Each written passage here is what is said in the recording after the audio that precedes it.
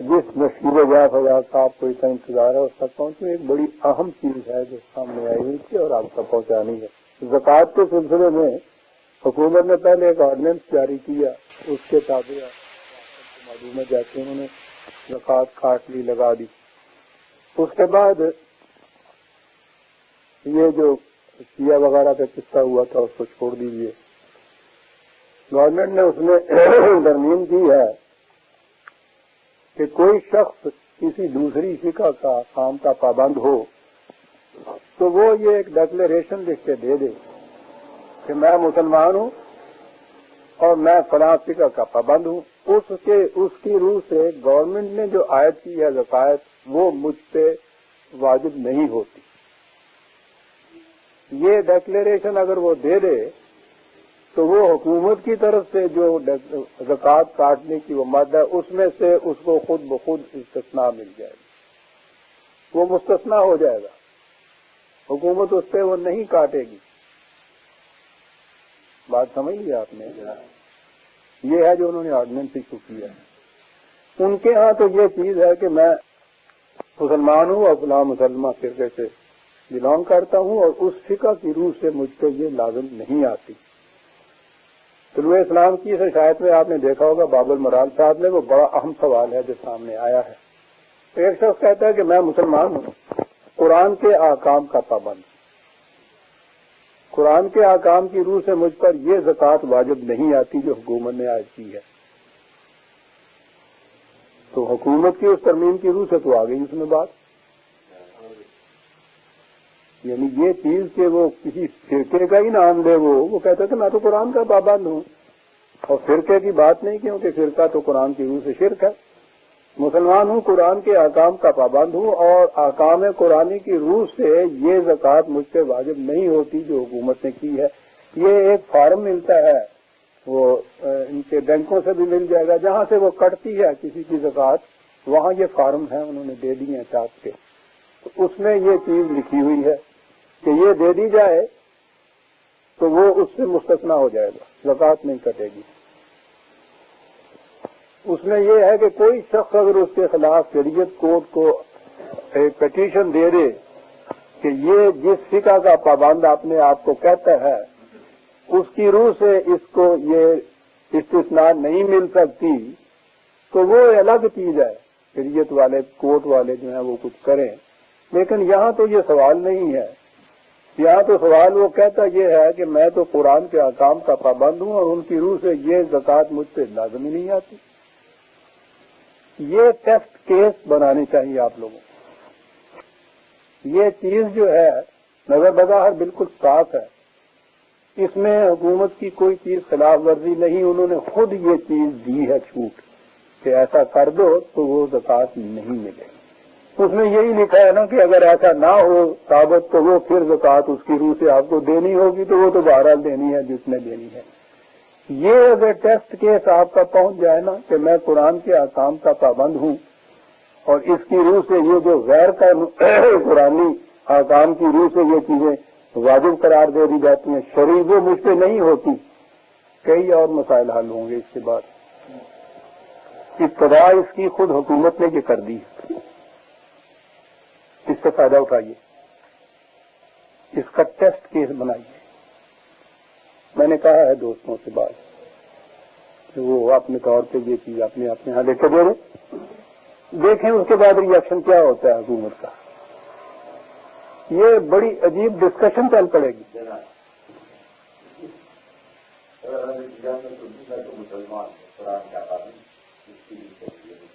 جی صاحب، کون چیلنج کرے گا صاحب اس چیز کو کہ قرآن کے احکام کے پابند کیوں ہیں آپ؟ جی ہم کہہ رہے ہیں کہ کسی فقہ کو پابند تو یہ چیز کسی مسلمہ فرقے کو بلانگ کرو تو قرآن کی روح سے شرک ہے. میں کسی فرقے کو بلانگ نہیں کرتا. یہ ایک بڑا عجیب کیس بنے گا یہاں کہ وہ لوگ جو کسی مسلمہ جسے پہلے تو ان کو یہ چیلنج ہوگا نا کہ مسلمہ کس کو کہتے ہیں. یعنی مسلمان مرغ مسلم کو تو جانتا ہے، یہ فرقہ مسلمہ کیا ہوتا ہے. یعنی مسلمہ فرقہ اور لکھا ہوا اس میں کسی مسلمہ فرقے کا، یعنی وہ مسلمہ کس نے اس کو مسلمہ کہا ہو؟ کیسے بن گیا وہ مسلمہ خود ہی؟ تو اگر کوئی فرقہ خود بنتا ہے مسلمہ تو ہم قرآن والے ہیں، ہمارا تو سب سے بڑا مسلمہ ہونا چاہیے۔ یعنی یہ چیز اس میں آپ نے دیکھا ہے لکھی ہے طلوع اسلام نے کہ حکومت کا منشا یہ نہیں کہ زبردستی آپ کو کسی نہ کسی فرقے سے ضرور متعلق کرے وہ، جسے آپ شرک کہتے ہیں۔ حکومت کہہ نہیں سکتی کہ نہیں لکھیے کون سا فرقہ جی ہے ہی نہیں میرا فرقہ، نہیں جی ہے یا نہیں ہے لکھ لیں۔ یہ بڑی عجیب ڈسکشن ہوگی، اور وہ جب اس فرقے کو ہی آپ بلانگ نہیں کرتے تو اس کی فقہ کا سوال نہیں۔ قرآن کو میں بلانگ کرتا ہوں، قرآن کے احکام کی روح سے یہ زکوٰۃ مجھ پہ واجب نہیں آتی، بس اتنا ہی ہے اس فارم کے اندر، اور اس لیے یہ بھر کے دے دیجیے نہ۔ دیکھیے پھر کیا کہتے ہیں ہم، یہ اگر چل پڑی نا یہ بات جو ہے مگر بظاہر معقول نظر آ رہی ہے، یہ چل پڑی اگر کسی نے ذرا بھی اس کا پیچھا کیا تو اس کے اوپر جو فیصلے ہوں گے وہ بڑے دور رس ہوں گے۔ اسے یہ چیز کیجیے، کوئی اگر چیلنج کرے گا شریعت کورٹ میں تو بتائیے گا ہم، اور ہم اس کے لیے آپ کو ضرور میٹیریل دے دیں گے کہ کیسے فائٹ کرنا ہے اگر کسی نے کچھ کیا وہاں تو، ورنہ میں نہیں سمجھتا کوئی یہ ہمت کرے اس قسم کی، یہ کہے کہ نہیں صاحب یہ صرف یہ کہنا کہ میں مسلمان ہوں صرف قرآن کا پابند ہوں یہ کافی ہے، کہ نہیں صاحب آپ کو کسی نہ کسی فرقے کا پابند ہونا پڑے گا، یہ ضرورت نہیں کوئی کرے گا۔ یہی ہاں جی مجرم ہوتا ہاں جی، یہ نہیں کوئی ضرورت کرے گا، اور یہ بڑی عجیب چیز آئے گی جو سامنے ان کے ذہن میں نہیں ہے۔ انہوں نے ان سے جو کہہ دیا نا کہ کوئی بات نہیں سرکار اس طرح سے یہ نہیں دیتے تو جس فرقے کا کوئی ہے اس فرقے کی روح سے تو شریعت وہ زکوٰۃ ہے نا کسی نہ کسی طرح اس روح سے زکوٰۃ دے دے گا۔ یہاں دہن کا ذکر کیا یہاں ساری غائب ہے غریباں سے، قرآن کی روح سے یہ زکوٰۃ ہی ہے نہیں تو سوال ہی نہیں ہے کہ کتنی دینی ہے اور کتنی نہیں دینی ہے۔ اس کے متعلق ریئیکشن کیا آتا ہے؟ سوال بڑا بنیادی اور انٹرسٹنگ ہے، جو متعلق حضرات ہیں ان میں سے ضرورت کرتے یہ کریں اس چیز، ہم تو یہ انتظار کر رہے تھے کہ ایسی شکل کو پیدا ہو جس میں یہ کہا جائے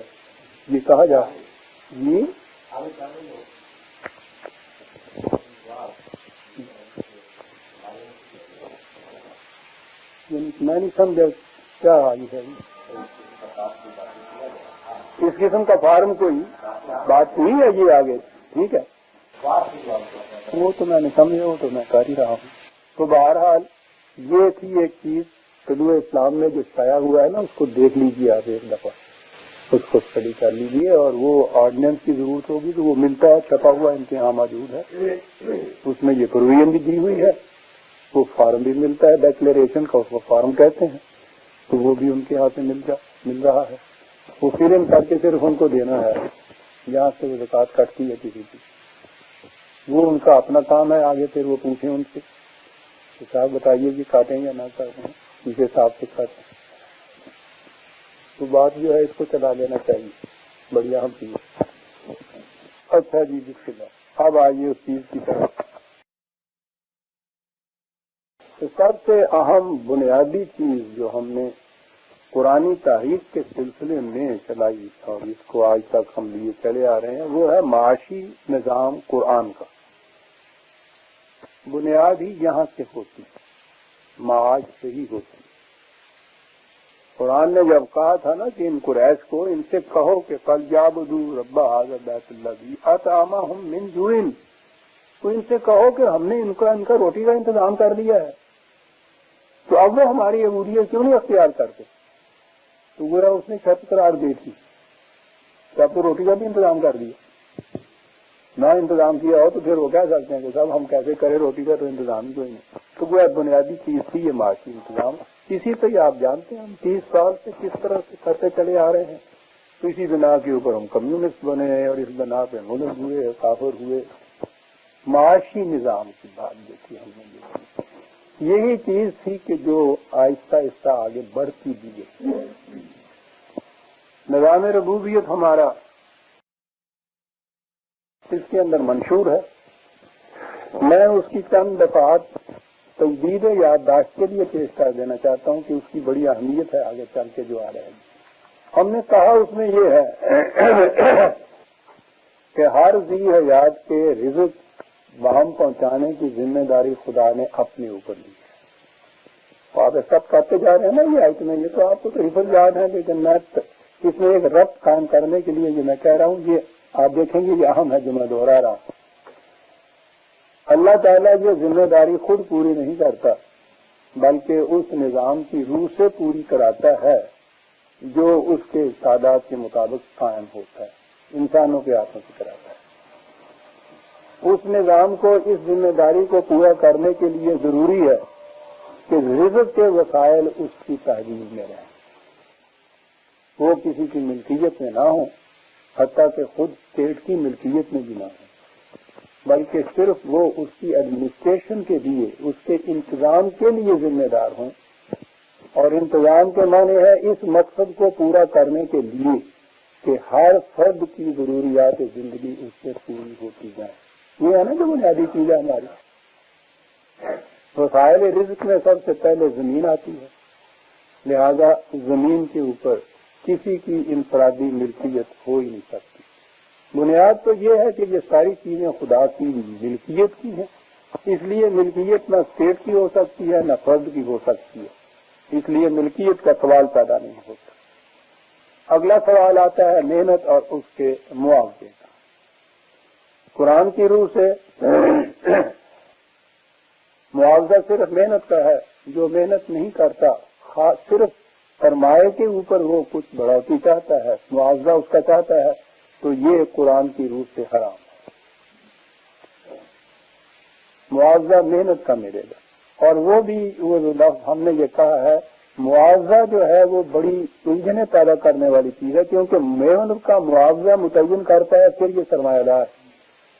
تو آپ کو یاد ہوگا میں نے اس فرق کو نمایاں کیا ہے کہ معاوضہ مت کہیے, محنت کے ماحصل کا وہ مالک ہوتا ہے جو محنت کرتا ہے. بڑی اہم بات ہو گئی.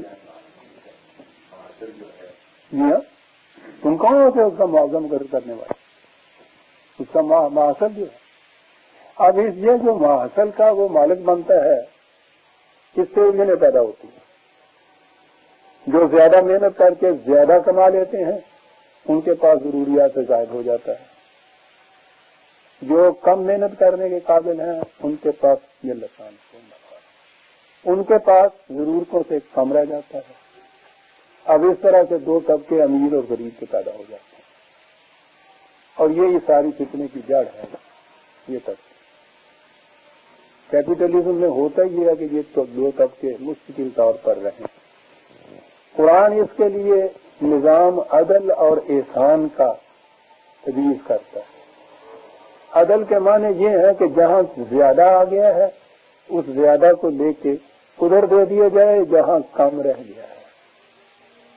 یہ احسان نظام ہے عدل اور احسان کے اوپر مبنی. عدل ایکویشن کرتا ہے, احسان کمی کو پوری کرتا ہے. یہ جس طرح سے پانی اپنی سطح ہموار رکھتا ہے نا, جہاں وہ زیادہ ہوتا ہے نشائب کی طرف جا کے وہاں چلا جاتا ہے جہاں وہ کم ہوتا ہے. یہ ہے جو نظام عدل اور احسان سے قرآن نے یہ نظام کو قائم رکھا. اس کے لیے وہ جو رسولہ کا مادہ جن سے خون کھلے لاسم کہ کتنا زیادہ جن کے پاس محنت کا محاصل زیادہ ہو وہ کتنا دے دے دوسروں کے لیے, کہا جتنا تمہاری اپنی ضرورت سے زائد ہے. تو اب عدل کا تقاضا پورا ہو گیا, اور یہ جو زائد ہے فی اموالہم حق للسائل والمحروم, یہ جو محنت سے جن کا ضروریات پوری نہیں ہوتی یا جو کر سکنے کے قابل نہیں ہے ان کا حق ہے اس زائد دولت کے اندر جو ان کے پاس پڑی ہوئی ہے. گویا یہ احسان اور عدل جو ہے اس کا عملی طریق جو قرآن نے تجویز کیا ہے وہ یہ کیا ہے, انفاق کہ زائد ضرورت سے زائد کھلا رکھا جائے, اور حق معلوم ان کو بطور خیرات کے نہیں بطور حق کے یہ اس میں سے لے سکتے ہیں. اب امیر اور غریب کے طبقات خود ختم ہو گئے اس کے اندر. یہ جو چیز ہے کہ ایک شخص جان مار کر محنت کرتا ہے، اسے آپ اس کی محنت کے محصول کا مالک بھی قرار دیتے ہیں، پھر اس کے بعد وہ اپنی ضرورت سے زائد جو کچھ ہے اسے وہ دوسروں کو کیوں دے دے؟ یہ ہے نا اصل سوال، حل ہی جہاں نہیں ہوتا۔ اور یہ ہے وہ چیز جو قرآن نے بتایا کہ انسان کی زندگی صرف اس کے جسم کی نہیں ہے، اس کے علاوہ ایک اور چیز بھی ہے جسے اس کی ذات یا نفس کہا جاتا ہے۔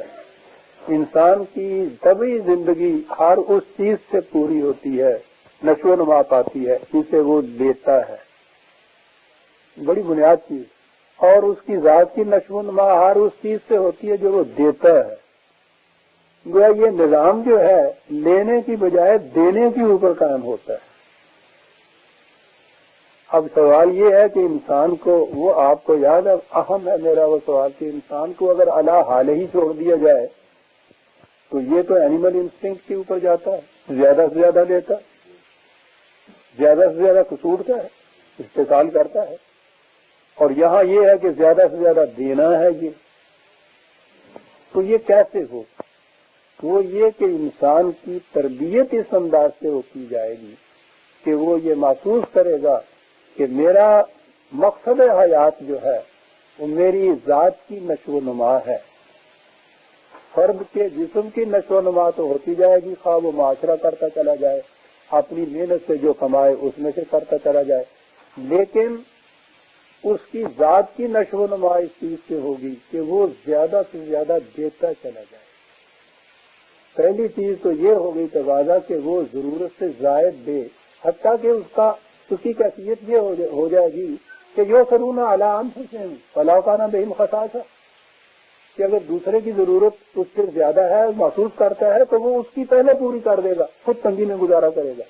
تو گویا یہ اس کے اندر ایک انقلاب پیدا ہونا چاہیے کہ وہ دینے میں زندگی سمجھے، لینے میں نہ زندگی سمجھے۔ یہ ہے وہ تربیت، تعلیم جو قرآن ابتداً ہر شخص کو مومن ہونے کے لیے یہ تعلیم و تربیت دیتا ہے، اور وہ کہتا ہے ان اللہ اشتری من المؤمنین انفسہم واموالہم بان لہم الجنہ۔ وہ سب کچھ بیچ ہی دیتا ہے اس معاشرے کے ہاتھ اپنے، اور معاشرہ ان کو وہ ساری خصائص کے بہم پہنچاتا ہے جسے الجنت کہا جاتا ہے۔ یہ ہے وہ ڈھانچہ آپ کے ہاں اس نظام کا جو قرآن متعین کرتا ہے۔ اب اس کی روح سے زمین پہ ذاتی ملکیت نہیں کہ مزارعت کا سوال نہیں پیدا ہوتا کہ بٹائی پہ دے دی یا ٹھیکے پہ دے دی، مزاربت نہیں ہے کہ روپیہ انویسٹ کر دیا کسی کاروبار کے اندر اور بیٹھے ہوئے اس میں سے لیتے چلے جائے، یہ بھی چیز نہیں ہے۔ قرآن نے یہ، طلوع اسلام نے یہ چیز بتائی معاشی نظام میں کہ یہ جو کسی شکل میں بھی محض روپیہ انویسٹ کر کے اس سے کچھ لے لینا ہے نا، یہ ربا ہے۔ اس کے معنی سود نہیں ہے، بلکہ قرآن کی روح سے کیپیٹلسٹک سسٹم جو ہے، نظام سرمایہ داری کے لیے قرآن کی اصطلاح ربا ہے۔ یہ بیاج یا سود کا یا انٹرسٹ کا نام نہیں ہے۔ اس دور میں یہ اصطلاح نظام سرمایہ داری کی وضع ہی نہیں ابھی ہوئی تھی، تو قرآن نے اس کو اس ربا کے اصطلاح سے متعین کیا ہے۔ محض سرمایہ سے کچھ بڑھوتی لینا، اس کی کوئی بھی شکل ہے۔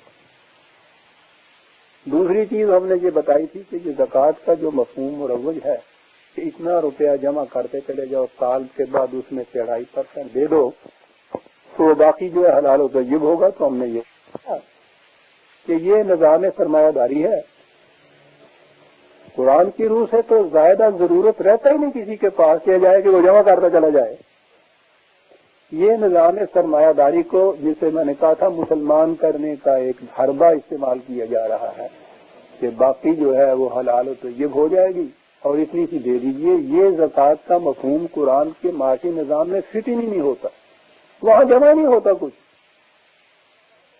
اس لیے زکوٰۃ تو وہی ابتدا جو چیز ہے نا، بنیادی سامان نشو و نما مہیا کرنا، یہ قرآن کے معاشی نظام یا اسلامی نظام کا جو فریضہ ہے اس کا نام ہے ایتائے زکوٰۃ.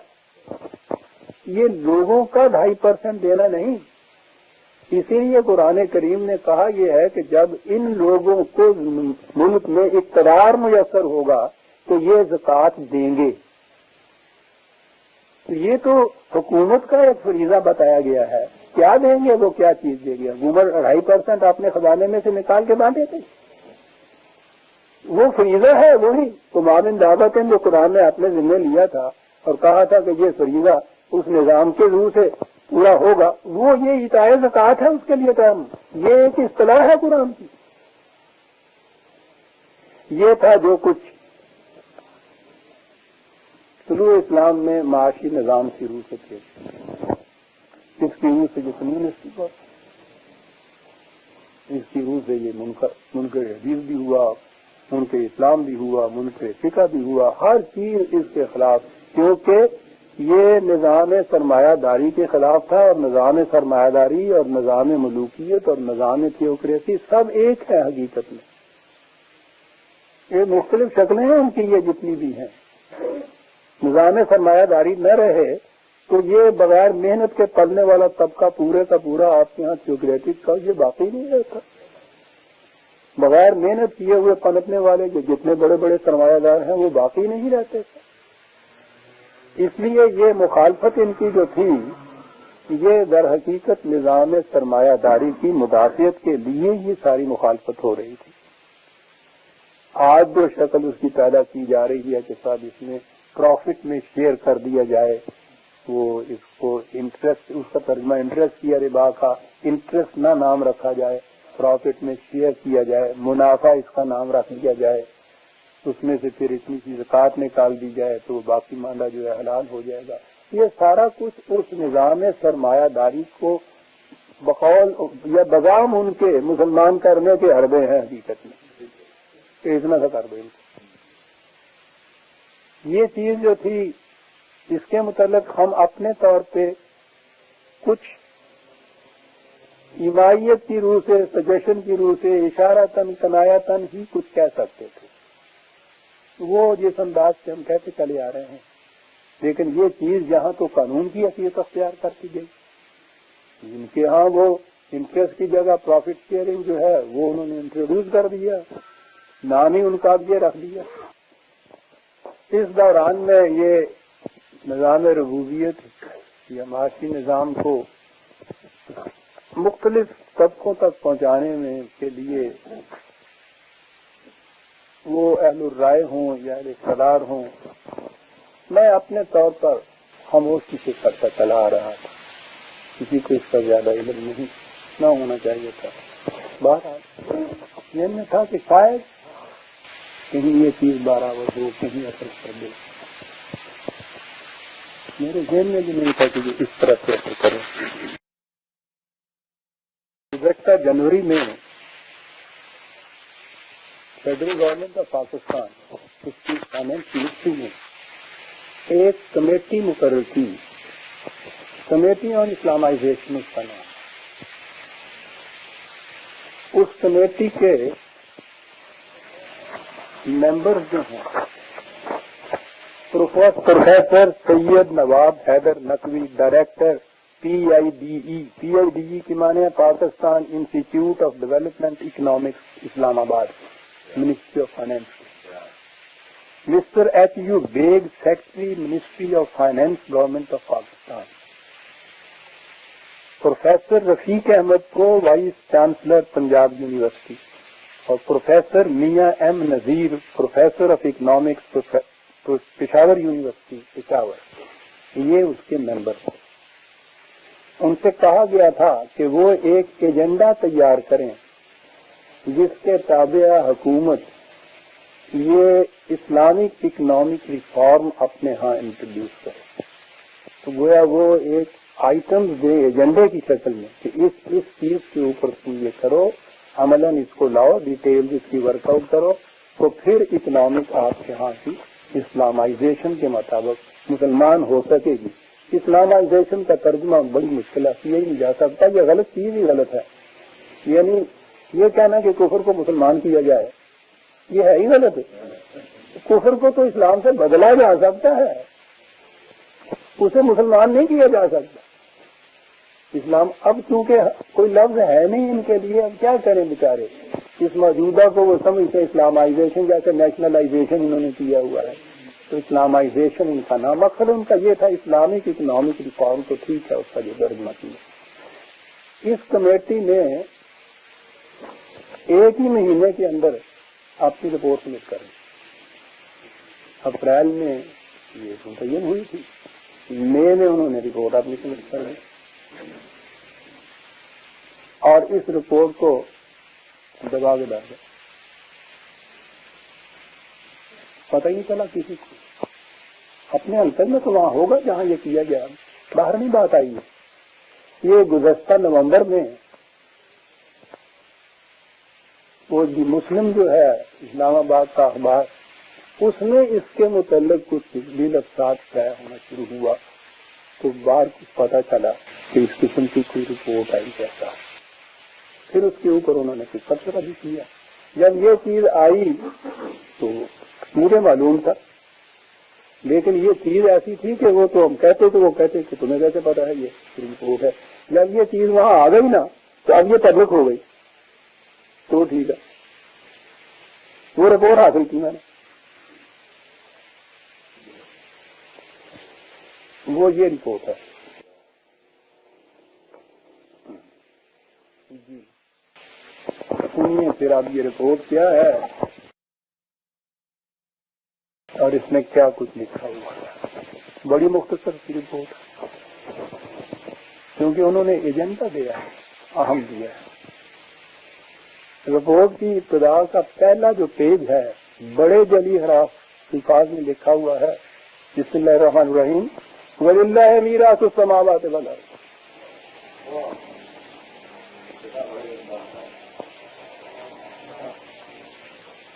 کہ کسی چیز پہ حق ملکیت کسی کا ثابت ہی نہیں ہے، یہ انہوں نے دیا ترجمہ۔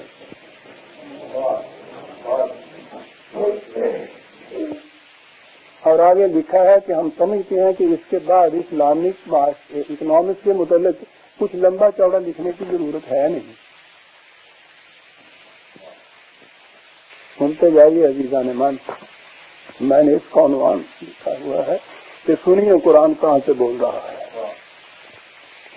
لکھا تو میں نے یہ تھا کہ قصر خسروی میں فرہاد کوکن، لیکن یہ سینسر والے اس کے حریف ہو سکیں گے، ان سے تو پاس کرانا ہے۔ اس کے اوپر ریویو لکھا ہوا ہے۔ اس کا جو میں نے مطالعہ کیا تو مسرت اور حیرت سے ملے ہوئے جذبات سے کیا۔ مسرت تو اس بات کے کہ ساری زندگی میں پہلی دفعہ ہے کہ ایوانات حکومت سے قرآن کی آواز بلند ہوئی،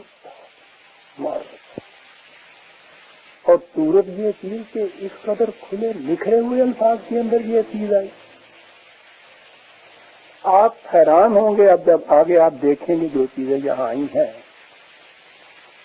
کہ وہ نظام ربوبیت بویت کے پیسج اس کے اندر کیے ہوئے،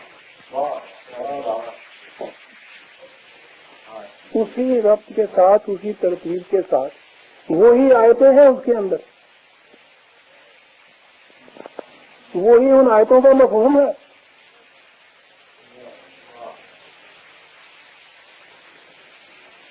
پہلی چیز انہوں نے یہ کہی ہے کہ یہ جو ہم نے آیت لکھ دی یہ تو عروۃ الوثقی ہے اسلام کے معاشی نظام کا، کہ ملکیت کا تصور اس میں ہے۔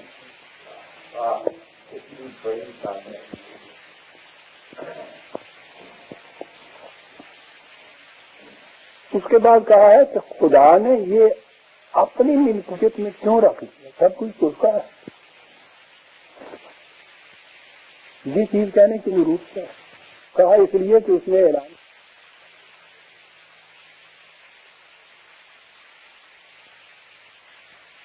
کہا، اس کو یہ کہنے کی ضرورت اس لیے پیش ہے۔ اندازہ لگائیے کہ اس رب سے یہ چیز آ رہی ہے، کون دے رہے ہیں، کہ رزق کی ذمہ داری اس نے اپنے ذمہ لی، اس لیے اس کے لیے پہلی چیز یہ کہی کہ کسی کی ملکیت نہیں ہو سکتی، کسی اور کی ملکیت وہ اس میں تسلیم کر لیتا تو وہ رزق بہم کیسے پہنچا سکتا تھا۔ اس کے بعد لکھا یہ ہے کہ خدا نے یہ جو ذمہ داری دی ہے نا وہ براہ راست اسے پوری نہیں کرتا، اسے ان انسانوں کے ہاتھوں پوری کراتا ہے جو اس کے نظام کے کام کرنے کی ذمہ داری اپنے اوپر لے۔ یہ اگلا اس کے ہاں کا جو ایجنڈے میں ہے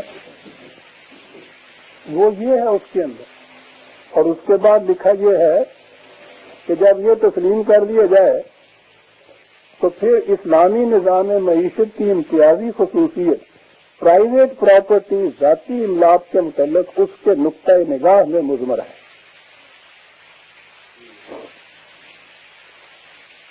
ایک خصوصیت کی روح سے دولت تمام کی تمام خدا کی ملکیت ہوتی ہے اور انسان اس کا زیادہ سے زیادہ امین ہو سکتا ہے، نہ کہ مالک۔ یہ اسلام کی منفرد خصوصیت ہے۔ ایک طرف یہ نظام سرمایہ داری سے یکسر متمیز ہے جس میں ذاتی ملکیت کو مقدس قرار دیا جاتا ہے، سیکرڈ ہے نا، اسے قرار دیا جاتا ہے، اور اس کا بہرحال تحفظ ضروری قرار دیا جاتا ہے۔ کیوں بیٹا مجھے کچھ کہنا؟ اور دوسری طرف یہ سوشلزم سے متمیز ہے جس میں دولت کو مملکت کی ملکیت قرار دیا جاتا ہے۔ یہ تو وہی بات ہوئی ہے جو کیپٹلزم میں ہے، جو کہہ رہے ہیں۔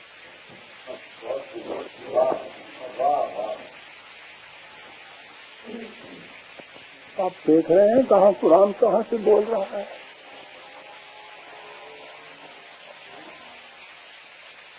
کہا اس بنا پر معاشی نظام کے اسلامیانے کے پروگرام میں سب سے اہم اور بنیادی سوال ذاتی ملکیت کی انسٹیٹیوشن کو مسلمان کرنا ہے۔ انسٹیٹیوشن کو مسلمان کرنا ہے۔ اس انسٹیٹیوشن کی بنیادی نظام کی بنیاد نظام جاگیرداری اور سرمایہ داری پر ہے۔ اس سلسلے میں زمین کی انفرادی ملکیت کا سوال سب سے اہم ہے۔ یہ نہ صرف ناہمواریوں کا سرچشمہ ہے بلکہ معاشرتی فسادات اور اخلاقی انحطاط کا سب سے بڑا موجب بھی ہے۔ اس لیے ضرورت اس امر کی ہے کہ اس کی اصطلاح اس طرح کی جائے کہ یہ ملکیت کے دائرے سے نکل کر امانت کے دائرے میں آ جائے۔ یہ ایجنڈا مقرر ہو رہا ہے کمیٹی سے۔ اس کے بعد کہا کہ ہم جو کچھ اس کے بعد تجاویز پیش کرنے والے ہیں وہ ایک ہی محور کے گرد گشت کرتی ہیں، اور وہ ہے قرآن کا نظام عدل اور احسان۔ وہی آیت قرآن ان اللہ یامر بالعدل والاحسان کو کیا کہ اس کے گرد گردش کرے گا، سارا نظام اس کے گرد گردش کرتا ہے۔ ہماری سفارشات بھی اس کے گرد گردش کریں گے۔ ٹھیک، اس نے کہا کہ عدل جو ہے وہ صرف یہ کوٹ کا عدل نہیں ہے، زندگی کے ہر شعبے میں توازن برقرار رکھنا یہ ہے عدل، اور احسان یہ ہے کہ جہاں جہاں کسی میں کوئی کمی واقع ہوتی ہے اس کو پورا کر دیا۔ یہ ہے وہ بنیادی محور جس کے گرد ہماری ساری سفارشات جو ہیں وہ گردش کریں۔ کہا عدل کے متعلق مثلاً ایک ہی بات قرآن کی لیجیے، دولت کے متعلق اس نے کہا ہے کہ لا یکون دولت بین الاغنیاء منکم، دولت اس طرح سے گردش نہیں کرنی چاہیے کہ یہ اوپر کے طبقے میں گھومتے رہے، عدل کا یہ تقاضا نہیں ہے۔ وہ کہتے ہیں اس کے بعد کہا کہ احسان کا تقاضا جو ہے اس نے یہ کہہ کے کیا ہے کہ وفی اموالہم حق للسائل والمحروم، یہ آیت نازل کی ہے۔ کہا ان دونوں کو اکٹھا کر دیجیے تو وہ قرآن کا پورا معاشی نظام سامنے آ جاتا ہے۔ کہا یہ جو چیز پہلے ہم نے کہی ہے کہ یہ اوپری گردش نہ کرتی رہے تو پھر کیسے ہو؟ دولت تو اوپر ہوتی ہے اغنیاء کے پاس. کہا اس کے لیے قرآن کا نظام جو ہے وہ انفاق کے گرد گھومتا ہے. یعنی یا سلینا کا مادہ جن سے کون کل کی آیت نکلی ہوئی اس سے پوچھتی ہیں کہ جن کے پاس زائد ہے وہ کتنا دے دیں. تو ان سے کہو کہ تمہاری ضرورت سے زائد جتنا ہے سارا دے دو. یہ سارا کچھ اس رپورٹ کے اندر ہے ان الفاظ میں. وہ کہتا ہے کہ اس طرح سے عدل و احسان کے نظام کو عمل میں لانے کے لیے انفاق ہے جو قرآن نے تجویز کیا. اور اس کے معنی انفاق کے کبھی خیرات دے دینا یا خرچ کرنا نہیں، بلکہ اس طرح سے اسے کھلا رکھنا ہے کہ وہ عدل کے تقاضے اور احسان کے تقاضے کو پورا کرے.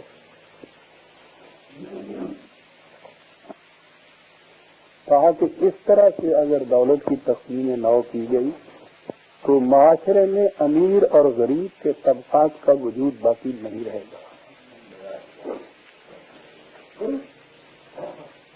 منسٹری آف فائنانس سے یہ کمیٹی جو ہے متعین کی گئی. لکھا ہے رپورٹ میں کہ اس میں شبہ نہیں کہ آغاز کار کے وقت غریب اور امیر کے طبقات دوست بدوش موجود ہوں گے، لیکن قرآنی اصولوں کے مطابق دولت کی اکثر نو تقسیم کا نتیجہ یہ ہوگا کہ اولاً ان کے درمیان موجودہ خلیج رفتہ رفتہ کم ہوتی جائے گی اور آخری امر ان طبقات کا وجود ہی ختم ہو جائے گا. اللہ اکبر. کہا یہ چاہتا تھا کہ یہ خدا کی تقسیم ہے رزق کی، جسے چاہے لاکھ بنا دے، جسے چاہے کمزور کر دے، جسے چاہے غریب بنا دے، جسے چاہے امیر بنا دے. جی دولت کی تقسیم نو اس لیے بھی اہم ہے کہ ہم اس وقت غیر اسلامی معاشی نظام کے تحت زندگی بسر کر رہے ہیں، جس میں دولت کی غلط تقسیم کی وجہ سے شدید ناہمواریاں پیدا ہو چکی ہیں. زمین کی ذاتی ملکیت اس کا بہت بڑا سبب ہے. اسلامی نظام معیشت کی طرف جانے کے لیے قدم اول یہ ہونا چاہیے کہ شہری اور دیہاتی دولت کی تقسیم عدل و احسان کی بنیاد پر کی جائے. دونوں جگہ کی بتا دیں، شہری بھی دیہاتی بھی. انڈسٹریز اور کامرس اور یہ ساری چیزیں ادھر کی ادھر، وہ جاگیرداری اور سرمایہ داری، اس کی تقسیم نو کی جائے. اس کے لیے فیصلہ کن اقدامات کی ضرورت ہوگی. یہ سمجھنا کہ معاشرہ میں وسیع پیمانے پر دولت کو اکثر نو تقسیم کرنے کے سلسلے میں کچھ نہیں کیا جا سکتا، یہ اسی طرح چند خاندانوں میں مقبوض رہے گی اور وراثتاً آگے منتقل ہوتی جائے گی. بالفاظ دیگر یہ کہنا ہے کہ دولت کی موجودہ ناہموار تقسیم اسلام کے تقاضے کے مطابق ہے. کہا ہے کہ دس از ایبسرڈ.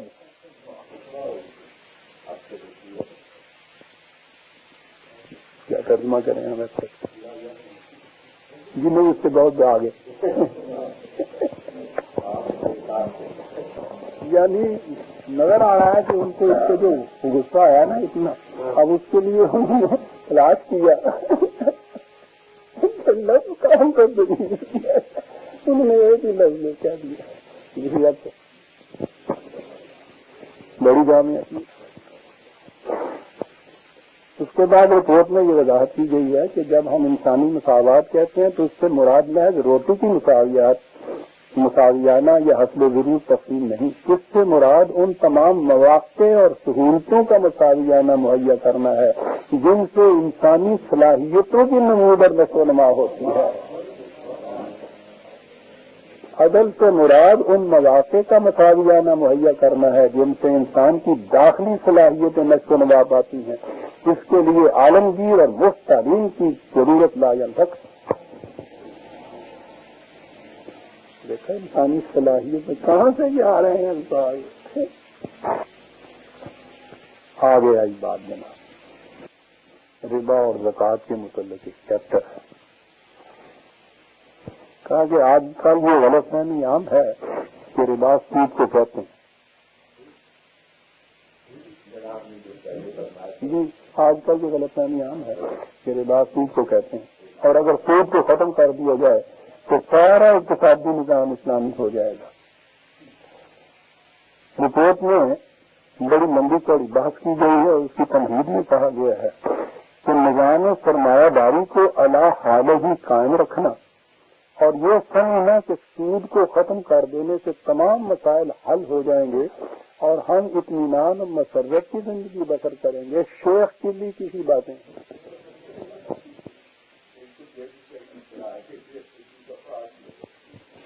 گلدان پہ ایک جوڑ ہے نا انگریزی زبان میں، وہ الفاظ وہ ہے اس کا ہمارے ہاں اس کے لیے اتفاق سے یہ ہے وہ دان پہ جو ہے وہ کہتا ہے شیخ چلی کی باتیں کون کہہ رہا ہے۔ یہ کمیٹی اس قسم کے مشورے کو بالکل یہ مسترد کرتی ہے۔ کمیٹی کا نظریہ یہ ہے کہ اسلام جب ربا کو ختم کرتا ہے تو وہ در حقیقت پورے کے پورے نظام سرمایہ داری کو ختم کرتا ہے۔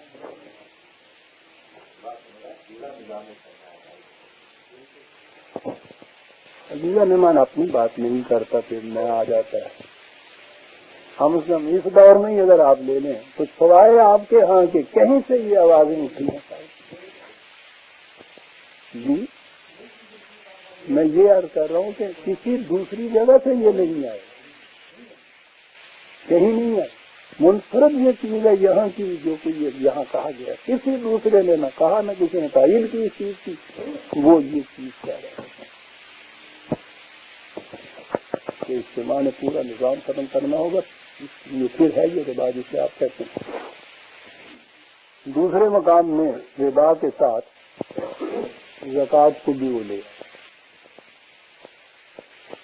لکھا یہ ہے کہ آج کل جس پروگرام کو اسلام کے اقتصادی نظام کے بلند دعاوی کے ساتھ عام کیا جا رہا ہے، بلند دعاوی کے ساتھ عام کیا جا رہا ہے، وہ عوامی سطح پر زکوٰۃ کی ترویج اور سود کے خاتمے سے متعلق نہایت مبہم اور غیر واضح خیالات کی نشر و اشاعت سے زیادہ کچھ نہیں۔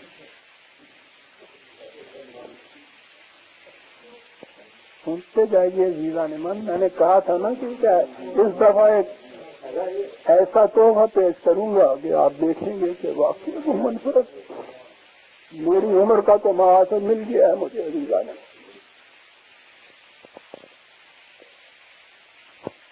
تاثر یہ دیا جا رہا ہے کہ اسلامی اقتصادیات بس ان دو عناصر کا نام ہے، ان دو مقاصد کو حاصل کر لیا تو اسلامی اقتصادیات کا مسئلہ حل ہو گیا۔ اس قسم کا دعویٰ غلط اور باطل ہے، اس لیے کہ کسی اقتصادی نظام بالخصوص اسلام کے اقتصادی نظام کو اس قسم کے دو اجزاء میں سمٹایا ہی نہیں جا سکتا۔ علاوہ ازیں اگر ایسا کرنا ممکن بھی ہو تو پھر بھی یہ اشد ضروری ہے کہ اسلامی نظام کے ان اہم عناصر کا صحیح مفہوم تو واضح کیا جائے۔ الفاظ بولتے چلے جا رہے ہیں، اس حقیقت کو بڑی آسانی سے واضح کیا جا سکتا ہے، اور وہ یہ کہ اسلام جب ربا کو مسترد کرتا ہے تو وہ در حقیقت پورے کے پورے سرمایہ دارانہ نظام کو مسترد کرتا ہے، وہ نظام جس کی بنیاد ہی غریبوں کی محنت کے استحصال پر قائم ہے۔ جہاں تک زکوٰۃ کا تعلق ہے، یہ ایک فکرہ ان کا ہے، میں تو نہیں اٹھاتا اس طرح سے انہوں نے بات کی ہے کہ یہ کیا ہے۔ جہاں تک زکوٰۃ کا تعلق ہے، وہ اسلام کے بلند ترین مساویانہ اقتصادی فلسفہ کی ایک علامت ہے۔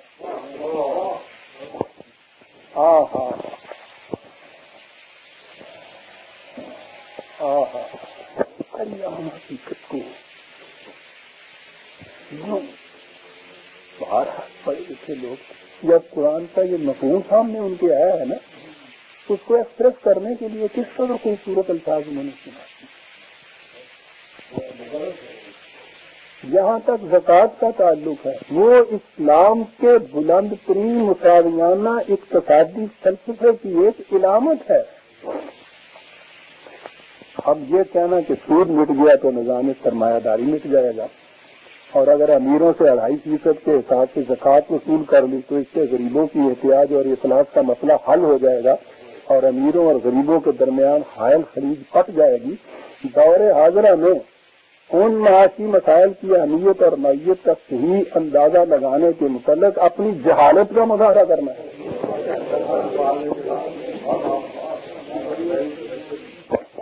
اور اگر اتنی ہی بات ہے جو تم کہہ رہے ہو کہ وہ کہتا ہے کہ ان معاشی نظام کی اہمیت اور نوعیت کا صحیح اندازہ لگانے کے متعلق اپنی جہالت کا مظاہرہ کرنا ہے.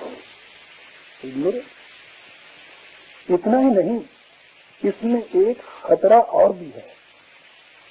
اگر معاشی نظام کے اسلامیانے کے آغاز کار کے سلسلے میں زکوٰۃ کی ترویج اور سود کے استحصال پر جس مبالغہ میں ایک انداز پر زور دیا جا رہا ہے اور اس پروگرام کی تکمیل کے لیے 2-3 سال کی مدت مقرر کی جا رہی ہے، تو اس کا نتیجہ یہ ہوگا کہ معاشی اصلاحات کے متعلق پالیسی وضع کرنے میں انہی 2 عناصر پر توجہ مرکوز رہے گی اور باقی تمام عناصر نظر انداز ہو جائیں گے.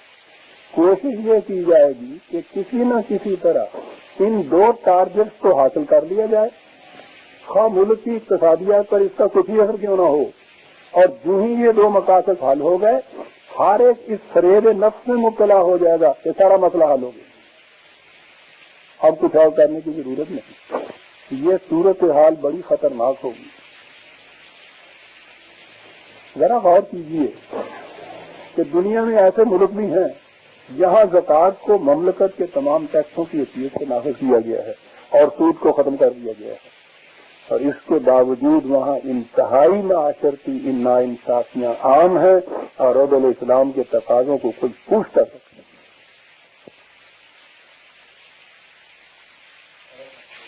کیا تنقید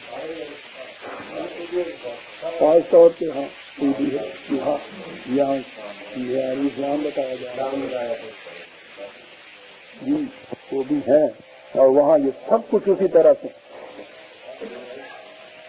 کہتا ہے کہ ایک ایسے ملک میں جہاں سرمایہ کی کمی ہو اور افلاس کی زیادتی، جہاں اقتصادی استحصال عام ہو، اس قسم کی ناہمواریاں پیدا کرنے کا رجحان اور بھی زیادہ ہو جائے گا. جو ہی آپ نے دولت کو کہا کہ یہ مقدس ہے اسلام کی روح سے 2.5% دے دو، کہتا ہے کہ اس سے تم دیکھو کہ یہ کیا ہوگا، یہ ناانصافیاں اور زیادہ بڑھ جائیں گی. آگے ہے ربا کی جگہ منافع میں شراکت کا طریق امیروں کے ہاتھوں غریبوں کے استحصال کے مزید دروازے کھول دے گا، اور 2.5% زکوٰۃ اقتصادی ناانصافیوں کو دور کرنے کے لیے قطعاً ناکافی ثابت ہوگی. اس کے بعد آپ سوچیے کہ جو اصلاحات اسلام کے نام سے نافذ کی جائیں، جب وہ اقتصادی استحصال کو دور کرنے میں ناکام رہ جائیں اور یہ ناکامی خود ان اصلاحات کی پیدا کرنا ہو، تو اس کے بعد اصلاح احوال کی صورت کیا ہو.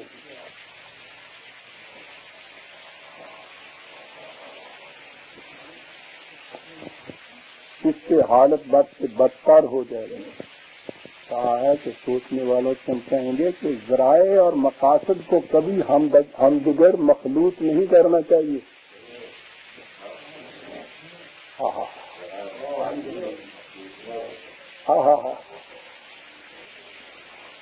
دوسرے مقام پر ربا اور منافع میں شراکت کے سوال کو اور بھی زیادہ، یہ 2 جو حصے ہیں نا زکوٰۃ اور ربا کے، اس میں زیادہ بیشتر حصہ رپورٹ کا اسی کے اندر ہے، وہ اسی کو زیادہ کنڈم کی چلا جا رہا ہے. وہ یہ کہہ رہا ہے نا کہ لیے بات نہیں، یہ حالت کا واقعہ ہے. کہا کہ یہ کمیٹی بڑی شدت سے محسوس کرتی ہے کہ آج کل ربا کے متعلق جس انداز سے بحث و تمہیز کا سلسلہ جاری ہے، وہ اس حقیقت کا غماز ہے کہ اس مسئلے کی پیچیدہ نوعیت کو پوری طرح سمجھا ہی نہیں جا رہا. اولاً یہ سمجھنا مبالغہ ہوگا کہ سود کی مروجہ مثبت شرح ہی اقتصادی ظلم اور استحصال کی وجہ ہے، اور ایک اصل انٹرسٹ کے اوپر چلے ہوئے ہیں نا. ہاں تو یہی ہے. اس کے برعکس موجودہ نظام سرمایہ داری میں اقتصادی استحصال کا اہم ترین سرچشمہ منافع ہے، پروفیٹیرنگ. یہ تو تم اس کو انٹرسٹ یا ربا کو کہتے ہو کہ پروفٹ شیئرنگ کے اندر ہے، وہ کہتا ہے نظام سرمایہ داری کا بنیادی چیز ہے یہاں نامواریاں پیدا کرنے کا ذریعہ، وہ تو پروفیٹیئرنگ ہے، منافع ہے۔ بنا بنی جہاں یہ ضروری ہے کہ بتدریج ہی صحیح ربا کو ختم کرنے کے طریقے سوچے جائیں، کوئی ایسی تجویز جو ربا کو منافع کی شراکت میں تبدیل کر دے اسلامی نظام معیشت کی طرف قدم اول نہیں ہے،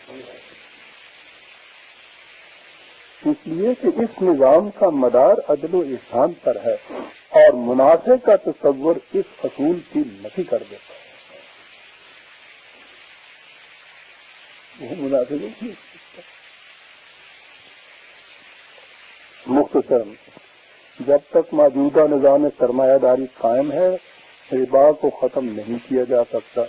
یہ تو نظام سرمایہ داری کے ختم ہونے سے ہی ختم ہو سکتا ہے، نہ ہی ربا کا نام منافع رکھنے سے سمجھا جا سکتا ہے کہ ربا ختم ہو گیا۔ اس قسم کی تجاویز کو یکسر مسترد کر دینا چاہیے۔ آگے رپورٹ میں کہا گیا ہے کہ اسلامی نظام موجودہ نظام میں پیوند سازی سے قائم نہیں ہو سکتا، اسے تو موجودہ نظام کی جگہ بالکلیہ نافذ کیا جائے گا، لیکن اس کے ساتھ ہی یہ بھی واضح ہے کہ موجودہ نظام کی جگہ اسلامی نظام کو اس کی مکمل شکل میں قائم کرنے تک کا راستہ بتدریج طے کیا جائے گا۔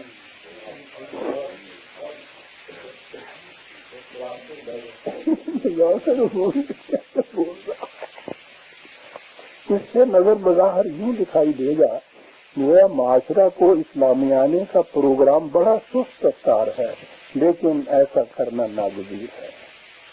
موجودہ ہمہ تن داغدار معاشرہ کو عدل و احسان کی منزل تک قدم بہ قدم ہی پہنچایا جا سکے گا۔ اس عبوری دور میں انتہائی اقدامات کے بجائے برسبیل تنزل اختیار کردہ اقدامات کو قبول کرنا لازمی ہوگا۔ دیکھنا شروع یہ ہوگا کہ ہمارا ہر قدم اس نصب العین کی طرف اٹھ رہا ہے یا نہیں۔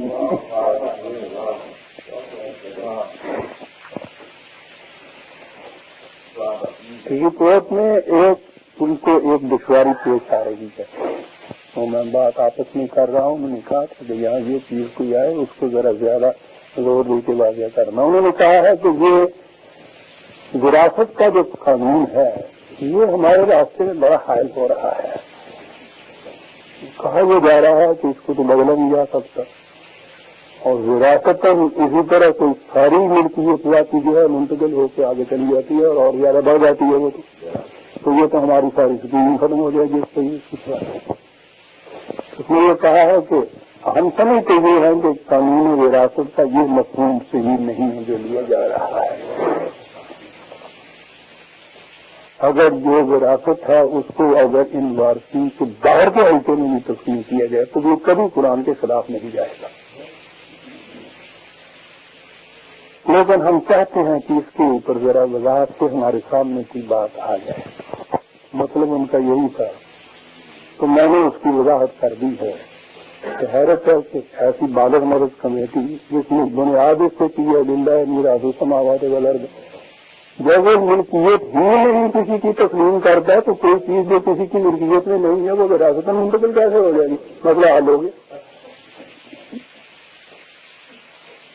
باقی رہا دولت پر قانون وراثت کا اطلاق، میں نے کہا قرآن کی روح سے وراثت کا قانون کا اطلاق ہوتا ہے ما ترکہ پر، جو کچھ کوئی چھوڑ کر مرے، لفظ وہاں ما ترکہ۔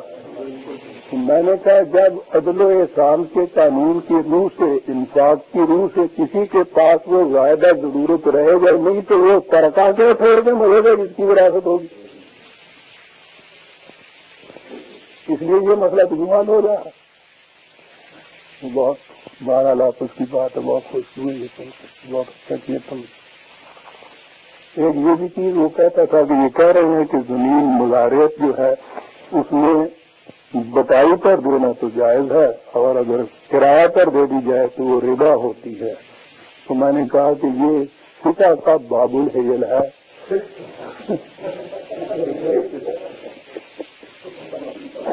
اپنے سرمایہ کے اوپر کسی سے بڑھوتی میں نقد لے لینا یا گیہوں لے لینا، اور گیہوں لے لینا جائے گا اور 90 روپئے اس کو لے لینا حرام. میں نے کہا یہ جو تمہیں بتایا جا رہا ہے کسی کو پھیر دینا کہنے لگا جو کچھ ہم نے یہ کہا اس کے بعد اعتراض کیا جائے گا کہ یہ تو سوشلزم یا کمیونزم ہے. اس سے بھی وہ آ رہا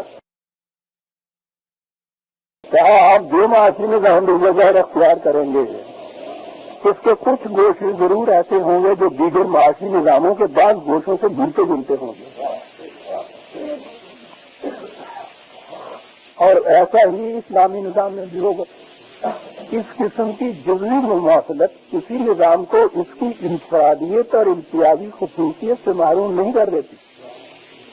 ایک چیز ہوتی ہے کسی نظام کی اصل و اساس اور مقصود و منتہا، اور دوسری چیز ہوتی ہے وہ طرق اور ذرائع جن سے وہ مقصد حاصل ہوتا ہے.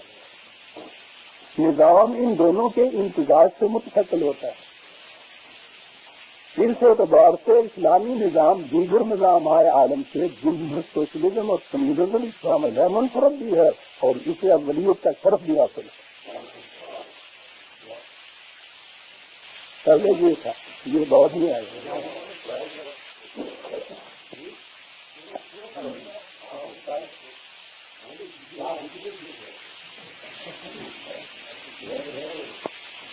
میں شاید اتنی ضرورت کیا کچھ بہت ایسا نہیں ہوتا جب میرے سامنے آگے تو نہیں کرتا.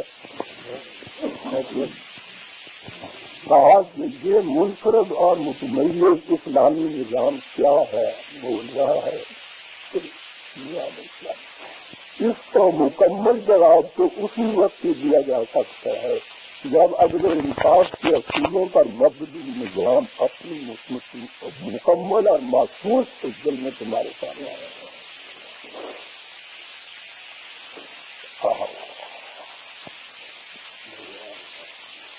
اس وقت تک ہمیں اس نظام کی آخری منزل کی طرف نہایت استقامت کے ساتھ رواں دواں رحمت کرنی، اور اس میں جو حل اصلاحات احتیاط اور معاشی استحصال کے مسائل کا پیش کیا ہے وہ سب سے پہلے انہیں اپنی درست میں لینا چاہیے. بہت سی باتیں بعد میں کی جانے کی تھی. اس کے ساتھ ہی رپورٹ مجھے کہا کہ آؤ ہم تمہیں بتائیں کہ وہ امتیازی خصوصیت کیا ہے جو اس نظام کو باقی نظام ہوئے آدم سے منفرد بنا دیتی ہے. کہا کہ اسلام تو معاشی نظام کوئی اللہ کی خلا کے نظام نہیں، یہ در حقیقت اس کے پورے نظام زندگی کا ایک جز بن کے اس کے اندر سمویا ہوا ہے. اس نظام کا اصول دیکھیے اب جو میں کہتا رہا تھا کہ ہم نے کیا چیز لکھی. اس نظام کا اصول لینے کے بجائے دینے میں ہے.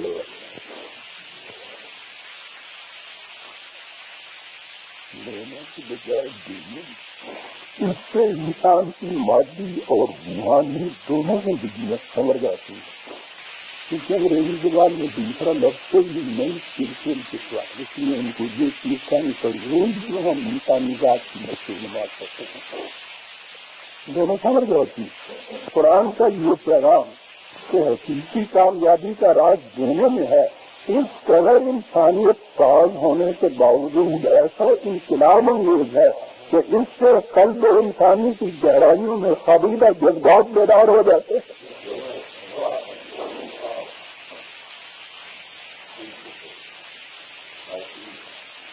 جب انسان دیکھتا ہے کہ اس نظام میں اسے غیر اسلامی نظام ہائے عالم کے مقابلے میں کس قدر فراواں اور زیادہ حاصل ہوتا ہے تو وہ اس کے قیام اور استحکام کے لیے بطیب خاطر آمادہ روبہ عمل خود بخود ہو جاتا ہے.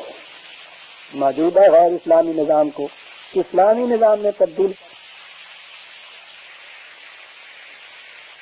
اور اسلامی نظام کو اسلامی نظام میں تبدیل کرنے کے پروگرام میں کامیابی اسی طریقے سے ہو سکے گی، یعنی عوام کے قلبی تعاون سے۔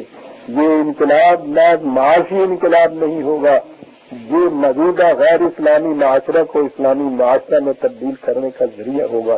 یہ اسلامی نظام ہماری پوری کی پوری زندگی کو محیط ہو جائے گا۔ اب وہ بات آئی جو میں نے کہا جاتا ہے اسلام، قرآن مانتا ہے کہ اسلام انسان جو ہے وہ عجولہ بھی ہے، خطورہ بھی ہے، مستقل بھی ہے، اور حریص بھی ہے، اور سب سے زیادہ اس کا پیٹ ہی نہیں بھرتا، اور یہ ساری چیزیں وہ کہتا ہے۔ پھر ایسا انسان جو ہے اس سے یہ توقع کیسے کی جائے کہ وہ لینے میں نہیں دینے میں آئے گا؟ جیسا کہ اسلام اس حقیقت کو تسلیم کرتا ہے کہ انسان کو اگر اللہ حال ہی چھوڑ دیا جائے تو وہ بڑا خود غرض اور بخیل ہوتا ہے۔ یہ جو امتیاز ہے نا عزیزان من، یہ یہاں کے پیدا کیا ہوا میرا، ورنہ یہ سمجھ میں نہیں آتا تھا کہ انسان کے متعلق تو یہ سارا کچھ قرآن کہہ رہا ہے، لگتا ہے دین بناتا ہے۔ اس سے یہ توقع کہ یہ چیز ہم نے کہی تھی نا کہ انسان کو اللہ حال ہی چھوڑ دیا جائے تو وہ حیوانی سطح پہ ہوتا ہے، یہ سب کچھ، اور جب اس کو اقدار کا پابند کر دیا جائے تو وہ شرف انسانیت کے بلندترین مقام پہ چلا جاتا ہے۔ کہتا ہے یہ واقع ہے کہ انسان کو اللہ حال ہی چھوڑ دیا جائے تو وہ بڑا خود غرض اور بخیل ہوتا ہے۔ اس کے برعکس منشاء خداوندی یہ ہے کہ کرۂ ارض پر ہر ذی حیات کو سامان رزق مہیا ہو۔ اس سے ظاہر ہے کہ بھوک اور افلاس منشاء ایک بھی نہیں ہے، انسانوں کے خود ساختہ نظام کی پیدا کردہ نامتے ہیں۔ اسلامی نظام کے لیے ضروری ہے کہ وہ ایسا انتظام کرے جس سے افراد معاشرہ کے دل میں لینے کے بجائے دینے کے جذبات بیدار ہوں، اور یوں معاشرہ خدا کی صفت ربوبیت کا آئینہ دار ہو جائے، تاکہ ہر فرد کو سامان زیست مہیا ہوتا رہے۔ پاکستان جیسے معاشرہ میں جو نظام سرمایہ داری کی بنیادوں پر استوار ہے، اسلامی نظام کے قیام کے لیے، فضا ہموار کرنے کے لیے، مملکت کے لیے ضروری ہوگا کہ وہ افراد معاشرہ کی بنیادی ضروریات زندگی، روٹی، صحت، تعلیم، سکونت وغیرہ مہیا کرنے کی ذمہ داری کو پورا کرے۔ وہ ہے عزیزان من وہ ایجنڈا جو اس رپورٹ سے مہیا کیا، یہ اس کے مفید جو شکیں ہیں یہ اس کا ترجمہ ہے رواں جو میں نے آپ کے سامنے پیش کیا ہے۔ اس کے بعد انہوں نے کہا یہ ہے کہ ہم سے کہا گیا تھا کہ ایجنڈا مقرر کریں، ایجنڈا ہم نے مقرر کر دیا ہے، اب اس کے اوپر غور و فضل سے اس کی تفصیلات طے کرنا وہ آگے چل کے آپ کام ہوگا، لیکن مقصد جو ہے اسلامی نظام کا اسی صورت میں ہی حاصل ہو سکے گا جب اس ایجنڈے کو عملی شکل دی جائے گی، اس کے سوا کوئی دوسری شکل ہے نہیں۔ اور یہ کہہ کے پھر وہ آخر میں کہتے ہیں وہ آخر دعوانا الحمدللہ جیسے کہا کرتے ہیں ہم کام اپ کر کے، وہ سمری میں انہوں نے یہ سارا ایجنڈا جو ہے یہ دے دیا ہے اس کمیٹی کو اور گورنمنٹ کو سبمٹ کر دیا گیا۔ یہ ہے وہ رپورٹ جو سبمٹ ہوئی ہے حکومت کی مقرر کمیٹی، یہ اس کے ممبر، ایک چیئرمین ہے اور 3 ممبر ہیں، 4 ہیں۔ مسلمان ہوتے تو یہ کیسے لکھتے؟ یہ برویری ہے۔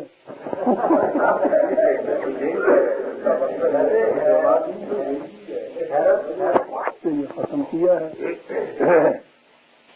یہ سارا جو کچھ میں نے پڑھ کے دیا ہے اسے اس کی کتابت ہو گئی ہے پیمفلٹ کی شکل میں۔ پہلے یہ تجویز ہے جیسے ہم لایا کرتے ہیں، یہ سینسر کے ہاں آج ہی بھیج دیا گیا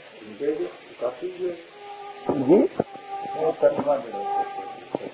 یہ تو ان کی تعبیر ہے، یہ تو ان کا سپنا، یہ تو ہمارے ہاں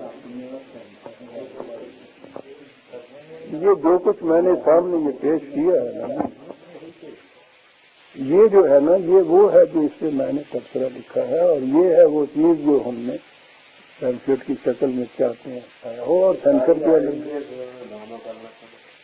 یہ سب ہم نے تو ایک لفظ اپنی طرف اس میں نہیں لکھا، اس لیے کہ آپ بڑھتی ہے ان کے صفوں کے سطروں کے نمبر دیے ہیں، سارے حوالے دیے ہیں ان کے ہاتھ، یہ ترجمہ ہے جو ان کا کیا ہوا ہے، تمہاری کمیٹی تمہارے نمبر تمہاری طرف سے یہ شائع کردہ ہے، اس میں تو ہمارا ایک لفظ بھی نہیں ہے، یہ ہے جو میں نے کہا ہے۔ اب آپ یہ سوچ لیجئے کہ اس کے بعد بات کہاں سے کہاں جا پہنچی پہنچے۔ یہ پیمفلیٹ خدا کرے یہ سینسر والے جو ہیں اس کو سامنے، کیونکہ مجھے ڈر یہ نظر آتا ہے کہ یہ مئی میں یہ لکھا ہوا یا اس میں مئی 1980 میں شائع ہوئی تھی، یہ کہیں باہر نہیں تھی، تو نومبر میں اس اخبار نے اس کے متعلق کیا، تو اس کے بعد ہم نے بھی پھر یہ کچھ کوشش کی، تو اس میں بھی بہرحال اس کے اوپر مائل طرح جیسے کہتے ہوتا، تو یہ تو اکثر اسلام جو ہے اس کے اندر ہے۔ میں نے کیا یہ ہے کہ شروع میں نے لکھا یہ ہے کہ وہ نظام ربوبیت جب 1955 میں شائع کیا تھا ہم نے، تو اس کی بڑی مخالفت ہوئی تھی، طوفان برپا ہوا تھا، لیکن اس کے باوجود چونکہ وہ قرآن کے اٹل اور غیر متبدل حقائق تھے، اس لیے ہم استقامت اور استقلال سے چلتے رہے۔ تو ہم معلوم نہیں تھا کہ فضا کو یہ کیسے متاثر کر رہے ہیں، ہمارے تو ذرائع اتنے ہی تھے جو ہم نے یہ کچھ کیا۔ وہ اب نظر آ رہا ہے کہ زمانے کے تقاضے جو ہیں وہ خود اس کے طالب ہیں کہ یہ چیزیں جو ہیں یہ عام ہوں، اور اس کی شہادت جو ہے وہ اس رپورٹ میں ہمیں مل رہی ہے۔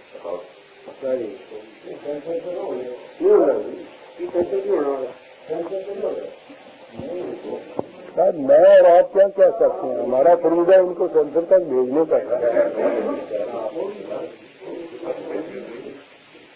کاٹ دیا، وہ ٹائٹل میں نے کاٹ دیا تھا، اسی کے اوپر انہوں نے اس کو سارے مضمون کو کٹ کر دینا ٹائٹل تھا، کثر خسر بھی میں فرا دے تو ہوگا نہیں۔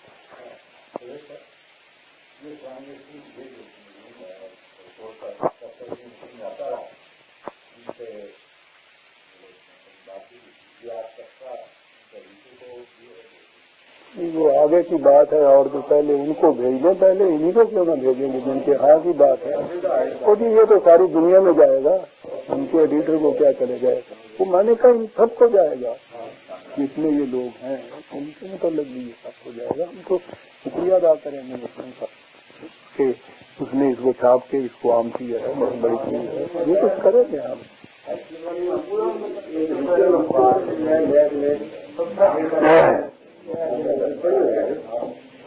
میں نے اب اس کے لیے جو جس انداز سے میں نے پیمفلیٹ یہ لکھا ہے اس میں وہ ہمارا وہ انداز جو ہوتا ہے کہ آثار بتاتے ہیں سحر ہو کے رہے گی، یہ ہے اس کا مصرع اوپر اور آگے نیچے ہے سنیے قرآن کی آواز کہاں سے اٹھ رہی ہے، یہ ہے کیپشن، اور نیچے اس کے یہ ہے کہ ان میں لہو جلا ہو ہمارا کہ جان و دل، محفل میں کچھ چراغ فروزہ ہوئے تو ہیں۔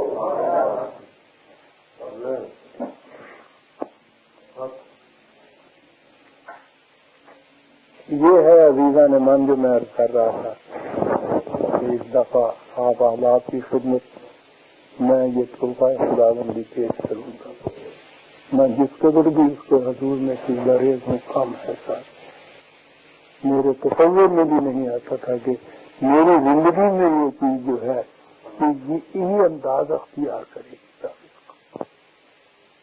اب اس کو نہ وہ مٹا سکتے ہیں نہ اس کی تردید کر سکتے ہیں، سوال نہیں، وہ کمیٹی بیٹھی ہوئی کمیٹ ہے اس کے اوپر، چلو ٹھیک